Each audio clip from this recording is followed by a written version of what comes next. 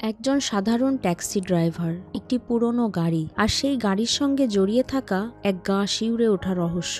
বলছি ২০২৫ সালের সবচেয়ে আলোচিত মালায়ালাম সিনেমা থুডারুমের কথা, যেখানে মোহনলাল আবারও প্রমাণ করেছেন তিনি শুধু একজন অভিনেতা নন, তিনি এক অনুভূতি। মোহনলালের অভিনয় এই সিনেমার প্রাণ, এবং থুডারুম তার ক্যারিয়ারের অন্যতম সেরা পারফরমেন্সের একটি। ট্যাক্সি ড্রাইভার সাম্যুগাম স্ত্রী ও 2 সন্তান নিয়ে তার জীবন খুব সুখ শান্তিতেই কাটছিল, কিন্তু তার সাথে একদিন এমন কিছু ঘটে যা তার সম্পূর্ণ জীবনটাই চেঞ্জ করে দেয়। থমকে যায় তার সামনে চলার পথটা, সবকিছু অন্ধকারাচ্ছন্ন হয়ে যায়। সে এক গোলকধাঁধায় বন্দী হয়ে পড়ে। কিছু মানুষরূপী শয়তান যারা আইনের পোশাকের ছদ্মবেশে হায়নার মতো মানুষ শিকার করছে। অদ্ভুত এক মৃত্যু খেলার মাঝে দাঁড়িয়ে সে কুল কিনারা খুঁজে পায় না। এরপর সে সিদ্ধান্ত নেয় প্রতিশোধ নেওয়ার। শুরু হয় প্রতিশোধের খেলা। কিন্তু কি ঘটেছিল, কি করেছিল ওরা তার সাথে? সাধারণ একজন ট্যাক্সি ড্রাইভার কেন এত ভয়ানক হয়ে উঠল, জানলে আপনিও শিউরে উঠবেন। এমন কিছু আপনি দেখবেন নিজের চোখকে বিশ্বাস করতে পারবেন না। তো চলুন দেখে আসি আজকের সিনেমা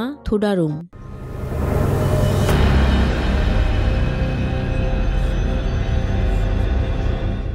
সিনেমার শুরুতে দেখা যায় 25 মে 2024 সাল কেরালা রাজ্যের পুনাক্কায়াম। ভোর 4টা। পাহাড়ি অঞ্চলে পাহাড় ধসে বহু মানুষ হতাহত হয়েছে। খবর পেয়ে পুলিশ ও ফায়ার সার্ভিসের লোকজন সেখানে এসে উপস্থিত হয়েছে। শুরু করেছে উদ্ধার কাজ।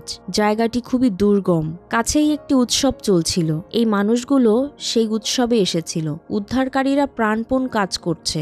এর মধ্যে এক বৃদ্ধ লোককে উদ্ধার করতে গিয়ে একজন পুলিশ এমন কিছু দেখতে পায় যা দেখা মাত্রই সে একদম চমকে ওঠে। এই বিষয়টা কিন্তু আপনারা অবশ্যই মনে রাখবেন, কারণ পরবর্তী ঘটনার সাথে এটার একটি লিঙ্ক রয়েছে।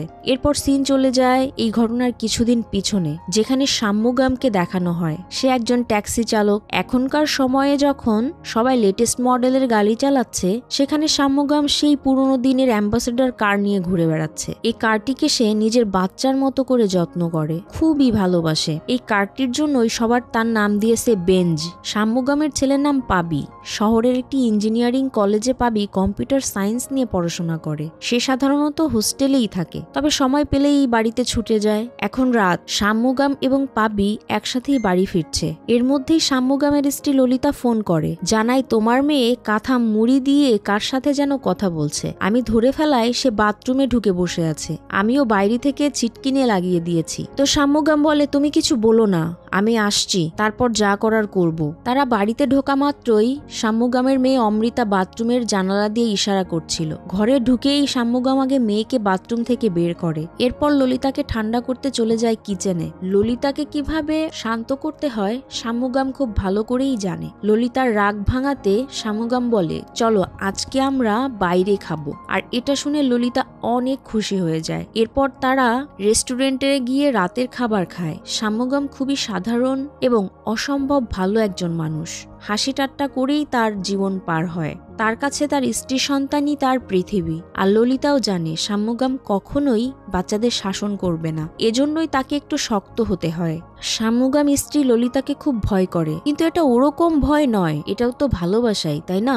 সাম্যুগামের ফ্যামিলি একদিকে আর পৃথিবী অন্যদিকে, কিন্তু তার কারকেও তো সে খুবই ভালোবাসে, সবসময় যত্নে রাখে। তার কাছে তুমি যা চাও সে সব দিয়ে দিবে, কিন্তু কার চাও? নো নো, কাউকে সে তার কার ড্রাইভ করতে দিবে না। তার প্রতিবেশীরা সবাই সাম্যুগামকে খুব ভালোবাসে। সংসার চালানোর জন্য সাম্যুগাম যেমন ট্যাক্সি চালায়, আর তাকে হেল্প করতে ললিতা বাড়িতে একটি গম ভাঙানোর মিল চালায়। সব মিলে তাদের সুখের একটি সংসার। এরপর সিন শিফট হয়, দেখা যায় আনবুকে। আনবু চেন্নাই এসেছে। সে ফাইটিং সিনে কাজ করত সাম্যুগামের সাথেই। এরপর দেখা যায় মাস্টার পালানিকে। আনবু এবং সাম্যুগামের মাস্টার এই পালানি, তারা অনেক ফিল্মে একসাথে কাজ করেছে। এখন তাদের এইজ আর তাদের এই কাজ করতে দেয় না। বেশ কিছুদিন পরেই মাস্টার পালানির সাথে দেখা করতে এসেছে। আনবুকে দেখে মাস্টার পালানি সাম্যুগামকে ফোন করে, বলে অনেকদিন তোমাকে দেখি না, খুব দেখতে ইচ্ছে করছে। সাম্যুগাম তার মাস্টারকে খুবই শ্রদ্ধা করত। সে বলে, আমি আসবো একদিন, এসে আপনার সাথে দেখা করে যাব।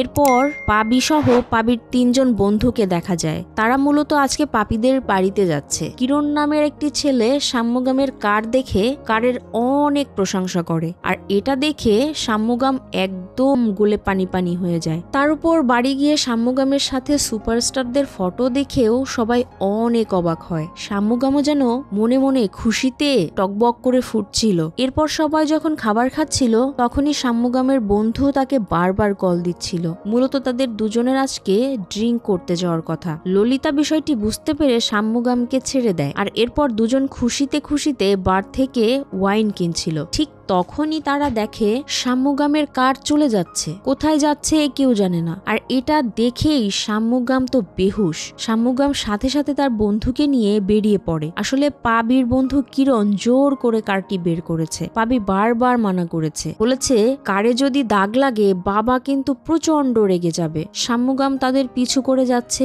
যদিও কিরণ বলেছে তার আগে থেকেই অ্যাম্বাসেডর কার চালানোর অভিজ্ঞতা আছে, কিন্তু এখন ড্রাইভ করতে পারছে না সে কোনোভাবেই। আর শাম্যুগামও পাশে এসে বারবার কনসেন্ট্রেশন ব্রেক করছে। তো কিরণ কারের নিয়ন্ত্রণ হারিয়ে পাশের একটি কিলোমিটারে মেরে দেয়। এটা দেখে শাম্যুগাম ক্ষেপে যায়। শাম্যুগাম এসেই পাবিকে একটা চর মেরে বসে। পাবির বন্ধুদের সামনে এই ঘটনা ঘটায় পাবি খুবই লজ্জা পায়। যদিও শাম্যুগাম এটা রাগের বশে করেছে, কিন্তু পাবি এটা কিছুতেই মেনে নিতে পারছে না। এরপর শাম্যুগাম তার কার কুট্টিচানের গ্যারেজে মেরামত করতে নিয়ে যায়। সামনের বাম্পার খুলে গেছে, এসির কন্ডেন্সার বাল্ব নষ্ট হয়ে গেছে। কুট্টিচান বলে এই ভাঙাড়ির পিছনে আর খরচ করে কি হবে, বিক্রি করে নতুন একটা নিয়ে নাও না। কিন্তু শাম্যুগাম কোনোভাবেই রাজি নয়। কি আর করা, কুট্টিচান তার মেকানিক মানিয়ানকে বলে সেকেন্ড হ্যান্ড বাল্ব লাগিয়ে দে। কিন্তু শাম্যুগামের এক কথা, সে কোনো পুরনো কিছু লাগাবে না, সে নতুনই লাগাবে। এরপর সাজি নামে একজনকে দেখানো হয়। সাজিও একজন ট্যাক্সি ড্রাইভার, তবে শাম্যুগামের খুব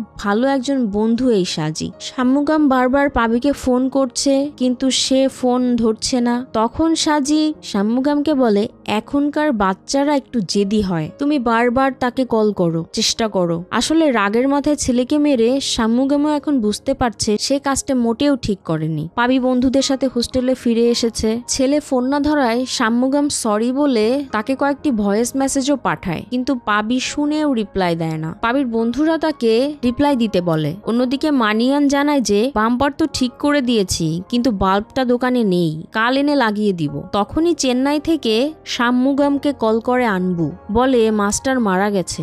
শুনে শাম্যুগাম অস্থির হয়ে পড়ে। সে বাড়িতে গিয়ে রেডি হয়ে এরপর চেন্নাইয়ের দিকে রওনা দেয়। ললিতাও যেতে চায় তার সাথে, কিন্তু শাম্যুগাম বলে তুমি তো সারা জীবন তার মুখটা হাসি খুশিই দেখেছো, ওই হাসি মুখটার স্মৃতি নিয়েই থাকো। এই বলে শাম্যুগাম চেন্নাই চলে যায়। শাম্যুগামের জন্য পালানি অনেক কিছু করেছে। এই পালানি শাম্যুগামকে ইন্ডাস্ট্রিতে এনেছিল, হাত ধরে কাজ শিখিয়েছিল। শাম্যুগামের এখন সেই পুরনো স্মৃতিগুলো মনে পড়ে। পালানি শেষকৃত্য অনুষ্ঠান শেষ করে পরবর্তী দিনেই শাম্যুগাম ফিরে আসে। আর শাম্যুগাম ফিরে আসা মাত্রই কুট্টিচান শাম্যুগামকে নিয়ে সোজা থানায় গিয়ে হাজির হয়। শাম্যুগাম তো বুঝতেই পারছে না কুট্টিচান কেন তাকে থানায় নিয়ে এসেছে। আবার সাজিকেও দেখা যাচ্ছে। ঠিক তখনই শাম্যুগাম দেখে তার কার্ডটাও থানায় রয়েছে। এরপর এসআই বেনিকে দেখানো হয়। বেনি একদমই একরোখা টাইপের একজন মানুষ। সে একবার যা বলে তাই করে। আসলে কারটিতে বাল্ব লাগানোর জন্য মানিয়ান কারটি নিয়ে গিয়েছিল ঠিকই, কিন্তু পুলিশ মানিয়ানকে গাঁজা সহ ধরে ফেলে। অর্থাৎ মানিয়ান কারে গাঁজা ক্যারি করছিল। তবে মানিয়ান এসআই বেনির চোখে ঘুষি মেরে সেখান থেকে পালিয়ে গেছে। মানিয়ানকে তারা ধরতে পারেনি, তাই রেগে বেগে শাম্যুগামের কারটিকেই জব্দ করেছে। আর এজন্যই মূলত এত ঘটনা ঘটেছে। তবে সাজি এবং কুট্টিচান বেনিকে অনেক বোঝানোর চেষ্টা করে যে ওই কারটা শাম্যুগামের। কারটা মূলত ঠিকঠাক করার জন্যই দেওয়া হয়েছিল, কিন্তু বেনি কিছুতেই কথা শুনছে না। বেনি বলে তাহলে তোমরা আমাকে পারমিট দেখাও, কিন্তু গ্রামের মানুষের আর পারমিট কোথা থেকে থাকবে, এজন্য পারমিটও দেখানো যাচ্ছে না। বেনি বলে আমি কিছুতেই কার ছাড়ছি না। এদিকে কনস্টেবল সুধীরের বোনের বিয়ে, তাই সুধীর ছুটির জন্য আবেদন নিয়ে আসে, কিন্তু বেনি সোজা বলে দেয় ইন্সপেক্টর স্যার আসার পরেই তুমি যেতে পারবে। এরপর সুধীর চলে যায়। আর ইন্সপেক্টরের কথা শুনে শাম্যুগাম বলে স্যার আমি তাহলে সিআই স্যারের সাথে কথা বলি। বেনি তখন সোজা বলে দেয় যতক্ষণ সিআই স্টেশনে নেই ততক্ষণ আমি সিআই এর দায়িত্বে আছি, আমি যে ডিসিশন নিব সেটাই হবে। ওদিকে মানিয়ানের নামে স্মাগলিং কেসও চলছে কয়েকটি। এই বিষয়টি কুট্টিচানকে আসলে দোষ দিয়েও লাভ নেই, সে তো বেচারা কিছুই জানে না। বেনি কোনোভাবেও কারটিকে ছাড়তে চাচ্ছে না, একরকম কোনো কথাই সে শুনতে চাচ্ছে না। বেচারা শাম্যুগাম আর কি করবে, বাইরে এসে কারের কাছে কিছুক্ষণ দাঁড়িয়ে থাকে সে। আবার সে সন্ধ্যায় আসে। কুট্টিচান এবং শাম্যুগাম দূরে দাঁড়িয়ে দাঁড়িয়ে কারটিকে দেখছে। আর ঠিক তখনই সাজি এসে জানায় যে মানিয়ানের খোঁজ পেয়েছি, মানিয়ানের বাড়ি থির্নোভিলিতে, ও নাকি বাড়িতেই আছে। এই জন্য সবাই মিলে আবার তারা মানিয়ানের বাড়ির উদ্দেশ্যে রওনা দেয়। আর গিয়ে জানতে পারে মানিয়ান তো বাড়িতে নেই। তবে তারা মানিয়ানের বাপকে রিকোয়েস্ট করে মানিয়ানকে ধরিয়ে দিতে। অর্থাৎ তারা মানিয়ানের বাবাকে বোঝাতে চেষ্টা করছে মানিয়ান স্মাগলিং করার সময় শাম্যুগামের কারটি ড্রাইভ করছিল, আর শাম্যুগামের কারটিকেই পুলিশ জব্দ করেছে। পুলিশ বলেছে মানিয়ানকে ধরিয়ে দিতে পারলেই তারা কারটি ছেড়ে দিবে। আর এ কথা শুনে মানিয়ানের বাবা তাদেরকে তাড়িয়ে দেয়। এজন্য সকাল হতেই শাম্যুগাম তাদের ইউনিয়নের লিডার লালিকে নিয়ে থানায় হাজির হয়। লালি বেনির সাথে কথা বলে। বেনি বলে পারমিট ছাড়া গাড়ি আমি কিভাবে ছাড়বো। লালি বলে দরকার হলে আমরা পারমিট অ্যারেঞ্জ করে নিব, কিন্তু বেনির কথা পারমিট আনলেও আমি গাড়ি ছাড়বো না। লালি বুঝতে পারছে বেনির সাথে কথা বলে লাভ হবে না, এজন্য লালি কনস্টেবল শ্যামের সাথে কথা বলে। শ্যাম বলে বেনি স্যার আসলে মার খেয়েছে বলে এত কিছু করছে, তাকে কিছু টাকা দিলেই সে গাড়ি ছেড়ে দিবে। আর শ্যামের কথা শুনে লালি কুট্টিচান এবং সাজিকেও এই বিষয়টি জানায়। শাম্যুগাম জানতে চাচ্ছিল কত টাকা দিতে হবে। লালি হিসাব করে বলে 8,000 টাকা, তবে 7,000 টাকা দিলেই হয়ে যাবে। এদিকে শাম্যুগামের কাছে টাকা নেই। শাম্যুগাম ললিতাকে কল করে বলে পোস্ট অফিসে তোমার যে কিছু টাকা আছে সেটা বের করার কি কোনো উপায় আছে? ললিতা সোজা না করে দেয়, বলে আমি 1 টাকাও দিতে পারবো না। শাম্যুগাম বলে তাহলে মেয়ের চেন দাও। ললিতা বলে আমি সেটাও দিচ্ছি না। এরপর লালি আবার বেনির সাথে কথা বলে এবং সে বোঝাতে চেষ্টা করে যে গরিব মানুষ, এই কার দিয়েই ওদের সংসার চলে। কিন্তু এরপরও বেনি সোজা বলে দেয় আগে মানিয়ানকে ধরে নিয়ে আসো, তারপর আমি গাড়ি ছাড়ব। কথার মধ্যেই বেনি দেখে শাম্যুগাম বাইরে তার কার ওয়াশ করছে, আর এটা দেখা মাত্রই বেনি প্রচন্ড রেগে যায়। বেনির কথা এটা তো পুলিশের জব্দ করা গাড়ি, এই গাড়িতে অনেক ধরনের এভিডেন্স আছে। কিন্তু গাড়িটি এভাবে পড়ে থাকতে দেখে শাম্যুগামের ভালো লাগেনি, এজন্য সে গাড়ি পরিষ্কার করার চেষ্টা করছে। আর এটা নিয়ে দুজনের মধ্যে প্রচন্ড তর্কাতর্কির সৃষ্টি হয়। ফলে বেনি এক সময় বলে দেখবো তুই কি করে গাড়ি নিয়ে যাস। এদিকে সাজি ও শাম্যুগামকে সরিয়ে এনে বলে তোর গাড়ি স্পা করার আর সময় পেলি না, এখনই করতে হবে, এখানেই করতে হবে, কোনো কিছুই বুঝতে চেষ্টা করিস না। এখন তো গাড়ি চালাতে পারবিই না, দেখিস গাড়ি ডাম্পয়ার্ডে পড়ে থাকবে আর ওরা গাড়ির পার্টসপাতি খুলে বেচে দেবে। মন খারাপ করে শাম্যুগাম বাড়িতে ফিরে যায়। কিন্তু শাম্যুগাম রাতে ঘুমাতে পারে না। সে ভাবতে থাকে সাজি বলেছিল পুলিশ পার্টস খুলে বিক্রি করে দিতে পারে, তাই তার ঘুম আসে না। গাড়ি অন্ত প্রাণ শাম্যুগাম গাড়ি পাহারা দিতে থানার উদ্দেশ্যে রওনা দেয়। আর এরপর অটোতে যাওয়ার সময় অটোওয়ালা বলে তুমি ওই এসআই এর পিছনে না ঘুরে সোজা সিআই এর সাথে কথা বলো না কেন, সে হয়তো তোমার গাড়ি ছেড়ে দিলেও দিতে পারে। তো শাম্যুগাম থানায় গিয়েই দেখে সিআই থানায় এসেছে। এজন্য শাম্যুগাম সিআই এর রুমে যায়। তার নাম জর্জ। তো জর্জ স্যারকে শাম্যুগাম পুরো বিষয়টা খুলে বলে। শাম্যুগাম রিকোয়েস্ট করে বলে স্যার ওই গাড়ি দিয়েই আমার সংসার চলে, এই পরিস্থিতিতে কোনো কারণ ছাড়াই আমার গাড়িটি আটকে রেখেছে। তো শাম্যুগামের অনুরোধে জর্জ স্যার বেনিকে বলে ওই গাড়িটি ওকে দিয়ে দাও। এখন বেনিরও আর কিছুই করার নেই, সে নিজেই ড্রাইভ করে গাড়িটি বের করতে যায়। তখন শাম্যুগাম ভাবে বেনি রাগ করে এদিকে ওদিকে মেরে দিতে পারে। যাই হোক বেনি কারটি থানার সামনে এনে শাম্যুগামকে চাবি না দিয়েই সিআই কে গিয়ে বলে স্যার আপনি যাই বলুন না কেন আমি ওকে কোনোভাবেই গাড়ি দিব না। কিন্তু সিআই বেনির হাত থেকে চাবি নিয়ে শাম্যুগামকে দিয়ে দেয়। এরপর শাম্যুগাম চলে যাচ্ছিল, ঠিক তখনই বেনি সিআই এর কানে কানে কিছু একটা বলে। আর এরপরেই সিআই শাম্যুগামকে ডাক দেয়, বলে আমাদের এক কনস্টেবলের বোনের বিয়ে, তোমার যদি কোনো কাজ না থাকে তাহলে আমাদেরকে সুধীরের বাড়িতে ওই বিয়ের অনুষ্ঠানে নিয়ে চলো, আর রাতে সেখান থেকে তার বাড়ি পর্যন্তও সে পৌঁছে দিতে বলে। শাম্যুগাম ভাবে গাড়ি যেহেতু পেয়েছি এইটুকু কাজ করেই দেই। তো যেতে যেতে জর্জ স্যার তার নিজের কথা বলে। 5 বছর আগে তার ওয়াইফ মারা গেছে, তার একটি মেয়ে আছে, সে পড়াশোনা করে। তখন শাম্যুগাম জানায় তার এক ছেলে এক মেয়ে। এরপর গল্প করতে করতে তারা সুধীরের বোনের বিয়ের অনুষ্ঠানে চলে যায়। জর্জ স্যার শাম্যুগামকে বলে আমাদের সাথে মাস্তি করো, কিন্তু শাম্যুগাম কাউকেই চেনে না, এজন্য সে গাড়িতেই থেকে যায়। কিন্তু বেনি চালাকি করে শাম্যুগামের চাবিটি নিয়ে যায় যাতে সে যেতে না পারে এখান থেকে। এরপর পুলিশগুলো একদিকে পার্টি করতে থাকে আর অন্যদিকে শাম্যুগাম তার কার পাহারা দেয়। এদিকে সুধীরের কাছে বারবার কল আসছে। সুধীরও বেশ চিন্তিত। বেনি এবং জর্জ স্যারও বারবার সুধীরের সাথে কথা বলছে, কিন্তু ড্রিঙ্ক আর নাচানাচিও চলছে, আর সাম্যগাম শুধু তাদের অপেক্ষা করছে। অপেক্ষা করতে করতে একসময় সাম্যগাম চেয়ারে বসেই ঘুমিয়ে পড়ে। এরপর সবাই পার্টি শেষ করে এসে সাম্যগামকে ডেকে ওঠায়। তারা সাম্যগামকে বলে পুরা কায়ামে সুধীরের একটি ফার্ম হাউস আছে, তারা এখন সেখানেই যাবে আর কাল সকালে সেখান থেকে ফিরবে। সাম্যগাম বলে সকালে তার একটি স্কুলের ট্রিপ আছে, তাই সে যেতে পারবে না। তারপরও সিআই তাকে জোর করে বাধ্য করে, তো বাধ্য হয়ে সাম্যগামের যেতে হয়। আর এবার সুধীরকেও তারা নিয়ে যাচ্ছে। সুধীর সাথে কিছু মদের বোতলও নিয়ে নিয়েছে, গাড়ির মধ্যেই তারা খাবে। এরপর যাওয়ার সময় জর্জ স্যার সাম্যগামের ব্যাপারে জানতে চাইলে সাম্যগাম জানায় সে একসময় ফিল্মে কাজ করত। সাম্যগাম পালানির কথাও বলে। পালানি ছিল কোরিওগ্রাফার, আর তারা পালানির আন্ডারে ফাইটারের কাজ করত। 50-60টা মুভিতে সে কাজ করেছে। তখন জর্জ স্যার বলে তাহলে তুমি এখানে এই ভাঙাড়ি কেন চালাচ্ছ? সাম্যগাম বলে আসলে একটি তামিল মুভির শুটের সময় আমার এক বন্ধু আমাকে বাঁচাতে গিয়ে মারা গিয়েছিল, আর ওই সময় এটা নিয়ে অনেক বড় একটা ইস্যু তৈরি হয়েছিল, কোর্ট কাচারিও হয়েছিল। তখন থেকে আমাদের মাস্টার সব কাজ বন্ধ করে দিয়েছিল। তখন মাস্টার এই পুরনো কার্ডটি আমাকে দিয়েছিল, আর তখন থেকেই এই কার্ড দিয়েই আমার রুটি রুজি চলে। এজন্য এই কার্ডটি আমার কাছে অনেক কিছু। একদিকে কথা চলছে, অন্যদিকে গাড়ি চলছে। গল্প করতে করতে এবং গাড়ি চালাতে চালাতে তারা অনেক দূরে চলে আসে। এভাবে তারা বেশ কিছু দূর যেতেই কারটি অনেক গরম হয়ে যায়। তো তারা কিছুক্ষণের জন্য একটা জায়গায় দাঁড়ায়, আর সেখান থেকেই জর্জ স্যার লক্ষ্য করে পাহাড়ের উপরে আলো জ্বলছে। তো সুধীর জানায় পাহাড়ের উপরে উৎসব চলছে। তো তখন তারা কার নিয়ে পাহাড়ের উপরে উঠতে থাকে। খুবই আঁকাবাঁকা রাস্তা, কার চালাতে সাম্যগামের অনেক কষ্ট হচ্ছে। কিছু দূর এগিয়ে যেতেই জর্জ স্যার এমন একটি রাস্তা দিয়ে সাম্যগামকে চালাতে বলছিল, সেটা একদমই খারাপ রাস্তা। তার সাম্যগাম যেতেই চাচ্ছিল না, কিন্তু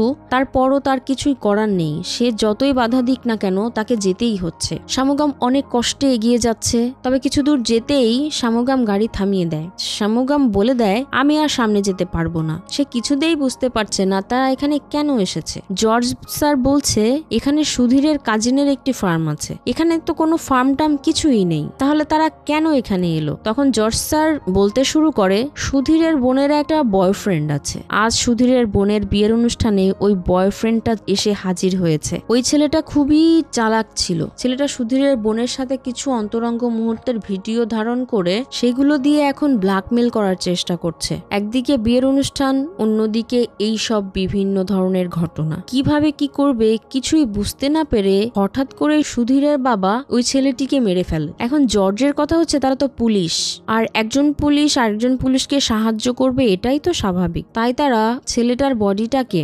সাম্যগামের কারের ডিকির মধ্যে নিয়ে এসেছে। তারা মূলত ওই ছেলেটার বডিটাকে এখানে ডিসপোজ করতে এসেছে। আর এটা শোনা মাত্রই সাম্যগাম দ্রুত কারের ডিকি খুলতে যাচ্ছিল, কিন্তু জর্জ তাকে সেটা করতে দেয় না। বলে তুমি কিছু দেখবে, দেখেও না দেখান ভান করবে, আর তুমি যদি আমাদের কথা না শোনো আমরা তোমাকেও খুন করব। এরপর বেনি কার ড্রাইভ করে এবং পাহাড়ের আরো উপরে নিয়ে যায়। এরপর তারা বডিটাকে বের করে এবং জঙ্গলের মধ্যে নিয়ে যেতে থাকে। সাম্যগাম তাকিয়ে তাকিয়ে দেখতে থাকে।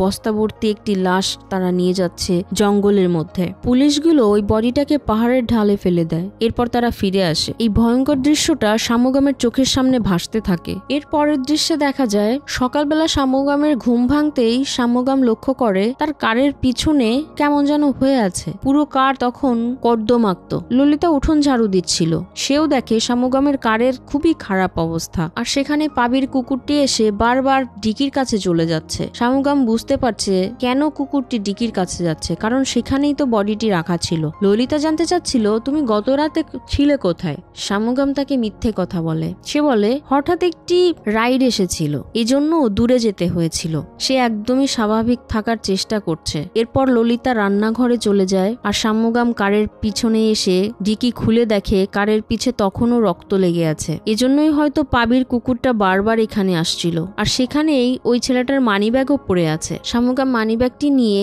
দেখতেই যাবে, তখনই ললিতা এসে পড়ে। সে সাথে সাথে মানিব্যাগটি ফেলে দেয়। সাম্যগামের চেহারা দেখে ললিতা বলে সারা রাত ড্রাইভ করেছো, চোখ মুখ বসে গেছে, যাও গোসল করে নাও, তারপর একটু রেস্ট নাও, এখন কোথাও যেতে হবে না। এজন্য সাম্যগাম শাওয়ার নেওয়ার জন্য বাথরুমে চলে যায়। এরপর কিছুক্ষণ রেস্ট করে বাচ্চাদেরকে স্কুলে ড্রপ দিতে যায়, কারণ প্রতিদিন সকালে তার এই ট্রিপটি থাকে। কিন্তু বাচ্চারা বারবারই বলছে কারের কারের মধ্যে কেমন যেন গন্ধ।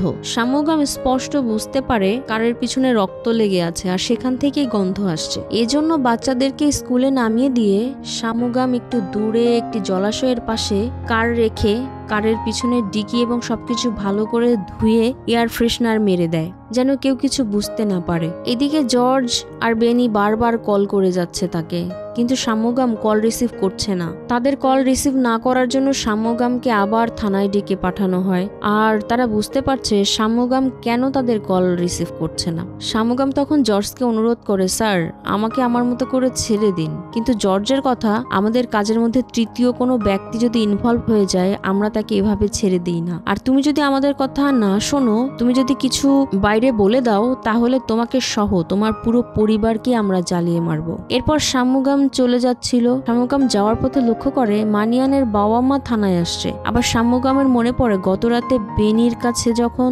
মানিয়ানের কথা জানতে চেয়েছিল, তখন বেনি বলেছিল ওকে পেয়ে মেরে ফেলি না মাটিতে পুঁতে রাখি সেটা তোমার জানার দরকার নেই। আর এজন্য শামুগাম ভাবছে গত রাতের বডিটি হয়তো বা মানিয়ানেরই হবে। মানিয়ানের বাবা মা মানিয়ানের মিসিং কমপ্লেন করতে এসেছে। বাড়ি ফিরে শামুগাম এগুলো নিয়ে অনেক চিন্তা করে, কারণ শামুগামের মাথায় কিছুই আসছে না। সে কোনো কিছুতে মন দিতে পারছে না, তার মাথা কাজ করছে না। শামুগামকে অন্যমনা দেখে ললিতাও বারবার জিজ্ঞেস করে, তোমার কি হয়েছে? তোমার কি বউ বাচ্চার কোনো চিন্তা নেই? কিন্তু শামুগামের মনের মধ্যে শুধু কাজ করছে মানিয়ানকে হয়তোবা হত্যা করা হয়েছে। ললিতার কথা শুনে শামুগাম রেগে যায়। ললিতাও বিষয়টি বুঝতে পেরে শামুগামের পাশে বসে শামুগামের কাছে জানতে চায়, তোমার কি হয়েছে? কিছু হইলে আমাকে বলো। আবার সকালে তুমি তোমার শার্ট নিজেই ওয়াশ করলে, শার্টে কি রক্ত লেগেছিল? চমকে ওঠে শামুগাম। সে বলে, কই না তো, রক্ত কেন থাকবে? ললিতা বলে, রক্তের মতো দাগ দেখলাম, আমি উঠানোর অনেক চেষ্টা করেছি কিন্তু পারিনি। শামুগাম তো জানে ওটা রক্তেরই দাগ ছিল। শামুগাম ওয়াশরুমে যায় আর চিন্তা করে ওই রক্তের দাগ থাকলে শামুগামের জন্য এভিডেন্স হয়ে যাবে। এজন্য সে তার শার্টটি আগুনে জ্বালিয়ে দেয়। এরপর সে পাবির সাথে দেখা করতে হোস্টেলে যায়। হোস্টেলের রেজিস্টার চেক করে দেখা যায় পাবি 2 দিন আগে হসপিটালে ইমার্জেন্সির কথা বলে হোস্টেল থেকে বের হয়েছে আর হোস্টেলে ফেরেনি। আবার পাবি বাড়িতেও তো যায়নি, পাবির ফোন বন্ধ। কুট্টিচানের সাথে বিষয়টি শেয়ার করলে কুট্টিচানও বলে, আজকালকার বাচ্চারাই এমন, হয়তো কোথাও গিয়েছে, 2-1 দিনের মধ্যে ফিরে আসবে। কালকের মধ্যে যদি ফিরে না আসে তাহলে আমরা পুলিশ কমপ্লেন করব। এরপর শামুগাম জর্জের সাথে দেখা করে এবং জর্জকেও বিষয়টি জানায়। কিন্তু জর্জ বলছিল, দেখো কোথাও হয়তো বন্ধুদের সাথে কিছু খেয়ে পড়ে আছে। এমন ঘটনা আমার জীবনে অনেক দেখেছি, 2-3 দিন পর আবার ফিরে আসবে, তাই চিন্তা না করে বাড়িতে চলে যাও। তারপর জর্জ বলে, তুমি এক কাজ করো, শ্যামের কাছে কমপ্লেন লিখে যাও। এজন্য শামুগাম কমপ্লেনের মধ্যে উল্লেখ করে 23 মে রাতে পাবি তার লাল বাইক নিয়ে হোস্টেল থেকে বের হয়েছিল। তারপর থেকে তাকে আর পাওয়া যাচ্ছে না। আর এর পরেই শামুগাম যখন তার কারে উঠছিল তখন ডাম্পিয়ার্ডের মধ্যে লাল রঙের একটি পালসার বাইক দেখে সে অবাক হয়ে যায়। বেনি স্যারকে বলে, আমার মনে হয় এই বাইকটি আমার ছেলের বাইক। বেনি বলে, কি বলো তুমি এইসব? এই বাইকটি তো 2-3 মাস যাবত আমাদের এখানেই পড়ে আছে, আমরা কোনো তথ্য পেলে তোমাকে জানাবো, তুমি এখন চলে যাও। তো শামুগাম চলে আসে, কিন্তু শামুগামের মনের মধ্যে কিছু একটা খটকা লাগছে। শামুগাম সোজা তার বাড়ির পিছনের দিকে চলে যায়, কারণ শামুগামের কারের ডিকিতে থাকা সেই পার্সটি ওই দিন ওখানেই পড়ে গিয়েছিল। শামুগাম আশেপাশে অনেক খোঁজাখুঁজি করে, খুঁজতে খুঁজতে একসময় সে ওই মানি ব্যাগটি পেয়েও যায়। তো সেটা খোলার পরেই শামুগাম যা দেখতে পায় তার জন্য সে মোটেও প্রস্তুত ছিল না, কারণ এই মানি ব্যাগটি মানিয়ানের না, শামুগামের ছেলে পাবির। এর অর্থ দাঁড়ায় সেদিন রাতে মানিয়ানকে খুন করে মানিয়ানের লাশটি ফেলে আসা হয়নি, বরং ফেলে আসা হয়েছে পাবির লাশ।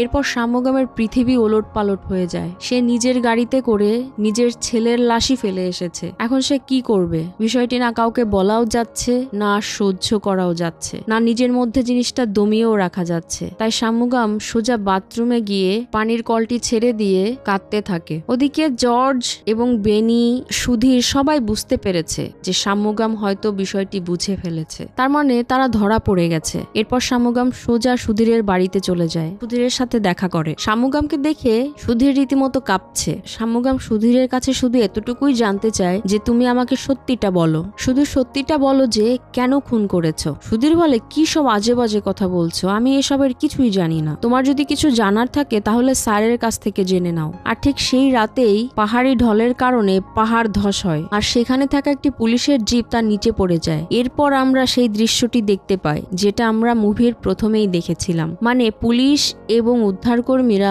উদ্ধার কাজ চালাচ্ছে।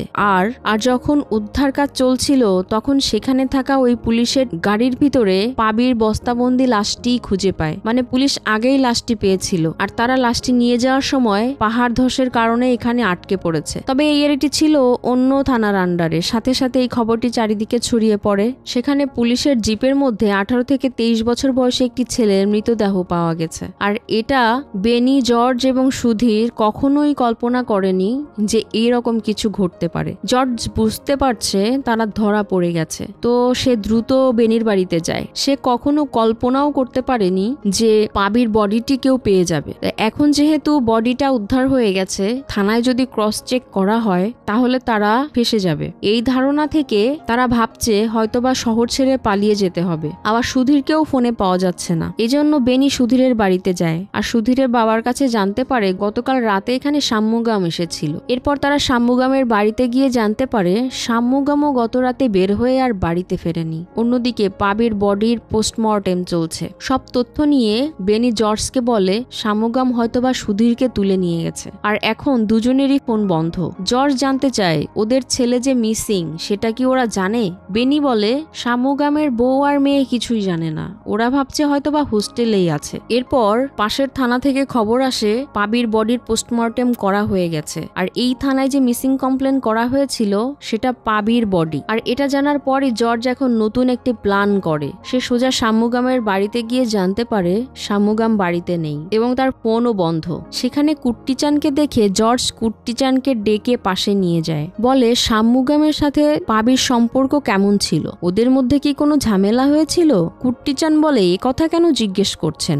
জর্জ জানায় ভূমিধসে যে বডিটি পাওয়া গেছে ওটার পোস্টমর্টেম করে আমরা জানতে পেরেছি যে সেটা শাম্মুগামের ছেলে পাবির বডি। জর্জের কথা অনুযায়ী শাম্মুগামই হয়তো পাবিকে খুন করে ওখানে ফেলে এসেছে আর এজন্যই শাম্মুগাম পালিয়েছে। জর্জ চলে যাওয়া মাত্রই কুট্টিচান ললিতাকে বিষয়টি জানায়। অন্যদিকে সুধীরকে দেখানো হয় শাম্মুগাম সুধীরকে একটু দূরে একটি লজের একটি রুমে আটকে রেখেছে। সে সুধীরের কাছে জানতে চায় আমার ছেলে কোথায়। সুধীর বলে তোমার ছেলের ব্যাপারে আমি কিছুই জানি না। জর্জ স্যার যে আমার বোনের গল্পটি বলেছে সেটা একদমই মিথ্যে কথা, আমি এ ব্যাপারে কিছুই জানতাম না। তোমাকে যখন বলেছে তখনই আমি জানতে পেরেছি। তখনই শাম্মুগামের মনে পড়ে শাম্মুগাম যখন চাবি নিয়ে গাড়ির কাছে যাচ্ছিল তখনই পিছ থেকে বেন জর্জকে গাড়িতে বডির বিষয়ে কিছু বলছিল আর এজন্যই জর্জ তাকে আটকে দিয়েছিল। তার মানে অনেক আগে থেকেই বডিটি কারের মধ্যেই ছিল। এদিকে শাম্মুগাম সুধীরকে টর্চার করার বিষয়টি জর্জকে ফোনে শোনাচ্ছে। শাম্মুগাম জর্জের কাছে শুধু জানতে চায়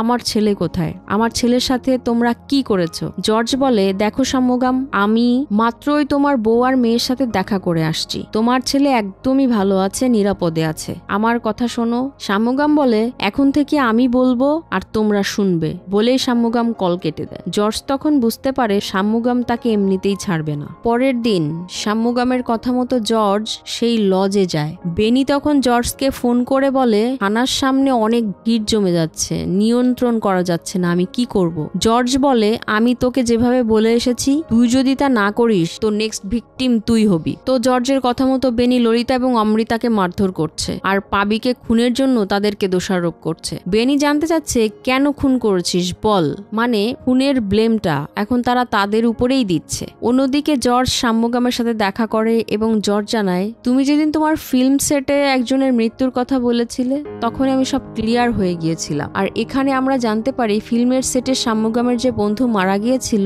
ললিতা ছিল তারই ওয়াইফ আর পাবি তার সন্তান।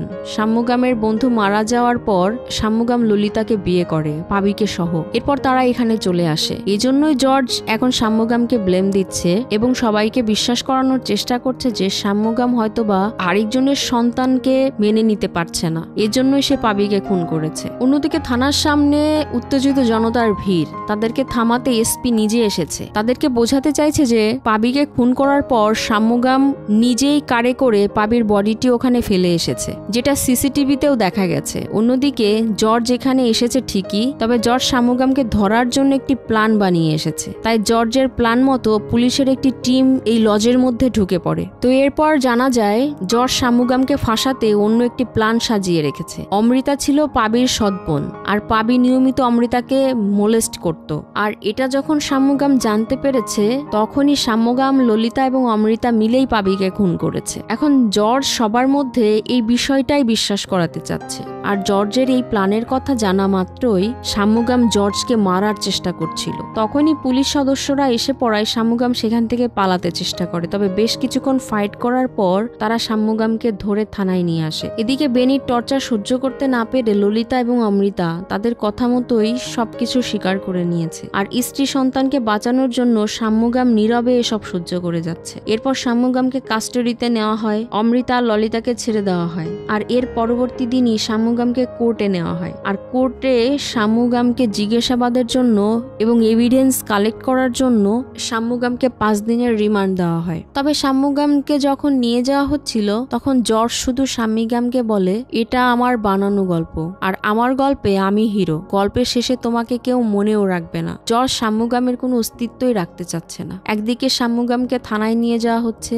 অন্যদিকে 36 বছরের কর্মজীবন শেষে জর্জ রিটায়ারমেন্টে যায়। আর সুধীর এখন জর্জের রিটায়ারমেন্টের পার্টির সেই খাবার দিতে এসেছে। সাথে এটাও জানিয়ে দেয় জর্জ রিটায়ারমেন্টের পার্টির খাবার তোমার জন্য পাঠিয়েছে। অন্যদিকে জর্জ যাওয়ার আগে বেনিকে বলে যায়, আজ রাতে কোটাম ক্যাম্প থেকে 4-5 জন পুলিশ অফিসার আসবে, সবাই সিভিলে থাকবে, তুমিও সিভিলে থাকবে। তার মানে আজ রাতেই তারা সাম্যগামকে মারার প্ল্যান করছে। তবে বেনি বলছিল, আপনি তো চলে যাবেন, সব দোষ আমার মাথায় আসবে, আমি এটা করতে পারবো না। জর্জ বলে, কতদিন আর কুকুরের মতো লেজ নাড়বে, ঘাড়ে আরো 2-1টা স্টার লাগাও, আমার পর তুমি হবে স্টেশনের ইন্সপেক্টর। আর এই লোভে পড়ে বেনিও রাজি হয়ে যায়। আর এরপর জর্জের কথা মতো কোর্ট টাইম ক্যাম্প থেকে 4-5 জন পুলিশ অফিসার আসে, আর প্ল্যান অনুযায়ী পুলিশ স্টেশন খালি করে দেয়। এরপর বেনি ওই পুলিশগুলোকে নিয়ে সাম্যগামকে মারতে যায়। এখানে বেনি সাম্যগামকে মারার আগে সাম্যগামকে বলে, মরার আগে অন্তত তোমার ছেলের গল্পটি শুনে যাও। আর এরপরেই আমরা জানতে পারি পাবির সাথে আসলে কি ঘটেছিল। বেনিরা মূলত পাবিকে মাদক মামলায় ফাঁসানোর জন্য তুলে এনেছিল, আর এটা তারা প্রায়ই করে, কিন্তু কোনোভাবেই পাবিকে দিয়ে তারা এটা স্বীকার করতে পারছিল না। অনেক মারধর করার পরও পাবি কোনোভাবেই স্বীকার করছিল না। বেনির কথা, আমরা যখন কাউকে টার্গেট করি তখন সে যদি আমাদের কথা না শুনে, তাহলে আমরা আমাদের নিজেদেরকে বাঁচানোর জন্য আমাদের টার্গেটকেই শেষ করে দেই। তার মানে পাবি তাদের প্রস্তাবে রাজি না হওয়ায় পাবিকে টর্চার করতে করতে একসময় নিজেদেরকে বাঁচানোর জন্যই তারা পাবিকে খুন করেছে। আর ওই রাতে পাবিকে খুন করার পর পাবির লাশটা তারা সাম্যগামের গাড়ির পিছনে রেখে দিয়েছিল। আর এই সবকিছু শোনার পর সাম্যগামের চোখ মুখে আগুন জ্বলে ওঠে। সাম্যগাম একে একে সবাইকে মারতে থাকে এবং মারতে মারতে বেনিকে উপরে নিয়ে আসে। এরপর সুধীর এসে পড়ে। সাম্যগাম সুধীরের হাতে হ্যান্ডকাপ লাগিয়ে সুধীরকে বলে, তোর বসকে গিয়ে বলিস বনের রাজা বনে ফিরে এসেছে। সাম্যগাম বেনিকে রক্তাক্ত অবস্থায় সেভাবে টেনে টেনে হেঁচড়ে হেঁচড়ে নিয়ে যায় যেভাবে বেনি পাবিকে নিয়ে গিয়েছিল, আর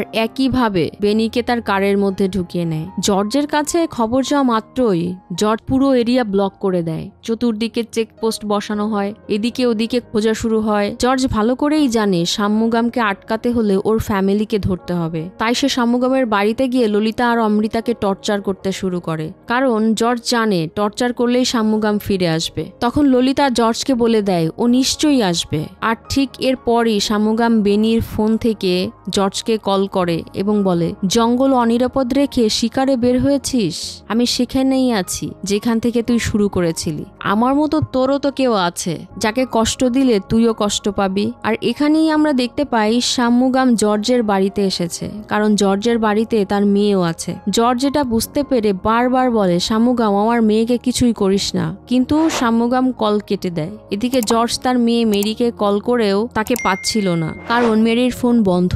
তখন জর্জ দ্রুত তার বাড়িতে ফিরে যায়, কিন্তু সারা বাড়িতে খুঁজেও কোথাও মেরিকে পায় না। জর্জ মেরিকে খুঁজতে খুঁজতে পাশের জেনারেটরের রুমে যায়। সেখানে উকি দিয়ে সে দেখে শাম্মুগামের গাড়িটি দেখা যাচ্ছে। সে গাড়ির কাছে যায়, গাড়ির দরজা খুলেই দেখে ভিতরে রক্তাক্ত মরদেহ পড়ে আছে, সেটা বেনির। আর তখনই শাম্মুগাম চলে আসে। জর্জ শুধু শাম্মুগামের কাছে জানতে চায়, আমার মেয়ে কোথায় বল, আমার মেয়েকে কি করেছিস? শাম্মুগাম বলে, তোর মেয়েকে আমার ছেলের কাছে পাঠিয়ে দিয়েছি। শাম্মুগাম একথা বলছিল আর তার কারের ডিকিতে হাত রাখছিল। জর্জ ভাবে শাম্মুগাম হয়তো তার মেয়ে ম্যারিকে খুন করে ডিকিতেই রেখেছে। সে দৌড়ে ডিকিটি খোলে, কিন্তু ডিকিটা একদমই খালি ছিল। জর্জ আবার জানতে চায়, আমার মেয়ে কোথায়? শাম্মুগাম সোজা বলে দেয়, তোর মেয়েকে আমি মেরে ফেলেছি। এরপর শাম্মুগাম জর্জকে পেটাতে শুরু করে। পেটাতে পেটাতে পুরো মাথা পলিথিন দিয়ে পেঁচিয়ে শ্বাস রোধ করে সেখানেই হত্যা করে, ঠিক যেভাবে জর্জ পাবিকে হত্যা করেছিল। এদিকে ম্যারিকেও দেখা যায়, সে জানালা দিয়ে সবই দেখছে। আর এখানেই আমরা জানতে পারি আসল রহস্যটা। আসলে ম্যারি এবং পাবি একই কলেজে পড়াশোনা করত, আর তারা একে অন্যকে ভালোবাসতো। পাবি একদিন কলেজে বসে ম্যারিকে তার ছোটবেলার গল্প শুনিয়েছিল, যেখানে পাবি বলেছিল, শুটিং স্পট থেকে আমার বাবার মরদেহটি যেদিন বাড়িতে আনা হয় তখন আমার বয়স ছিল মাত্র 4 বছর। ওই দিন আমার এবং আমার মায়ের মাথার উপর ছায়া ছিল না, কিন্তু শাম্মুগাম আমাদের মাথার উপর ছায়া হয়ে দাঁড়িয়েছিল, বৃষ্টির মধ্যে আমাদের ছাতা হয়ে দাঁড়িয়েছিল। এরপরেই তারা এখানে এসে বসবাস শুরু করেছিল। ওই দিন যখন পাবি ম্যারিকে গল্প শোনাচ্ছিল, আর তখনই জর্জ তাদেরকে দেখে ফেলে। জর্জ এটা কিছুতেই মানতে পারছিল না তার মেয়ে পাবির মতো ছেলের সাথে সম্পর্ক করবে। জর্জের কথা, আমি যদি তোকে জন্ম দিতে পারি আমি তোকে মারতেও পারবো। এরপর জর্জের কথা মতোই বেনি পাবিকে থানায় নিয়ে গিয়েছিল। জর্জ পাবিকে মারছিল আর বলছিল, তুই আমার পরিবারের সম্মান নষ্ট করবি। তখন পাবি বলছিল, তুই কেমন মানুষ সেটা আমি ভালো করে জানি, তুই ম্যারির সাথে কি করেছিস আমি সেটা সবাইকে বলে দিব। তার মানে ম্যারির মাকেও জর্জ খুন করেছিল। আর এরপরই জর্জ পাবির মাথায় হেলমেট দিয়ে আঘাত করলে পাবি বেহুশ হয়ে যায়। এদিকে থানার সবাই ওই রাতে সুধীরের বোনের বিয়েতে গিয়েছে, তাই থানা একদমই খালি। এর মধ্যে পাবির জ্ঞান ফিরে আসে। বেনি বলছিল, স্যার ওকে হসপিটালে নিয়ে যাই, কিন্তু জর্জ পাবিকে হসপিটালে না নিয়ে পাবির শ্বাসরোধ করে তাকে হত্যা করে। ঠিক ওই সময় শাম্মুগাম থানায় এসেছিল। আর শাম্মুগাম যখন থানায় ঢুকছিল, বেনি তখন পাবির বডিটি শাম্মুগামের গাড়ির পিছনে রাখছিল। আর শাম্মুগামকে দেখা মাত্রই জর্জ টেবিল থেকে পাবির হেলমেটটিও লুকিয়ে ফেলেছিল। আর এটাই ছিল মূলত পাবির মৃত্যু রহস্য। এরপর দেখা যায় পাবির বডিটি বাড়িতে আনা হয়েছে, সুধীরের সাথে ম্যারিও এসেছে। অন্যদিকে শাম্মুগাম, বেনি আর জর্জের ডেড বডি নিয়ে জঙ্গলের মধ্যে বসে আছে। তো শাম্মুগাম সারেন্ডার করলে শাম্মুগামকে কোর্টে নিয়ে যাওয়া হয়। সাংবাদিকরা শুধু বারবার জানতে চাচ্ছে, আপনি কি আপনার সন্তানকে খুন করেছিলেন? শাম্মুগাম শুধু বলে, আমি আমার ছেলেকে খুন করিনি, আমি আমার ছেলের খুনিদেরকে খুন করেছি। এটা বলে শাম্মুগাম গর্বের সাথে কোর্টের মধ্যে প্রবেশ করে। তবে এটা কিন্তু সত্যি, পরিবারের জন্য সাধারণ একজন মানুষও অনেক ভয়ঙ্কর হয়ে উঠতে পারে, যেটা আমরা শাম্মুগামকে দেখলেই বুঝতে পারি। তো এখানে এই মুভিটি শেষ হয়ে যায়। সব সিনেমা ক্রিটিক্স বলা বলি করছে এটি একটি দৃশ্যম লেভেলের মুভি, কিন্তু আমার কাছে মনে হয় দৃশ্যম অন্য ধরনের মুভি, থুডারও অন্য ধরনের মুভি। তো ভিডিওটি কেমন লাগলো অবশ্যই কমেন্ট করে জানাবেন, আর ভালো লাগলে অবশ্যই ভিডিওটি লাইক করবেন, কমেন্টস করবেন এবং শেয়ার করবেন। আর আমার চ্যানেলটি সাবস্ক্রাইব না করলে অবশ্যই সাবস্ক্রাইব করবেন। দেখা হচ্ছে পরবর্তী ভিডিওতে, সেই পর্যন্ত সবাই ভালো থাকবেন, সুস্থ থাকবেন। আল্লাহ হাফেজ।